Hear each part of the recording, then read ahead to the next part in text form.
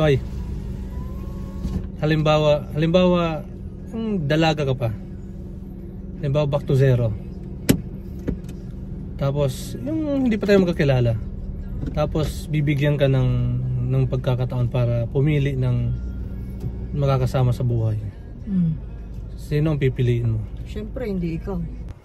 Siyempre, hindi ikaw. Ako si Piolo o si Dingdong Dantes. Dingdong. Wow! Dingdong. Bakit naman si Dingdong? So, gusto ko eh. Bakit pa? Ayaw mo kay Piolo? Ayaw ko. Ayaw Bakla yun. Ako, ayaw mo? Ayaw din. No choice na lang. Ayaw ba talaga? Ayaw mo magbago? Alam mo gayong gusto kong gawin ng presidente na magiging susunod na presidente. Dapat ang marriage may may end of contract. Bakit?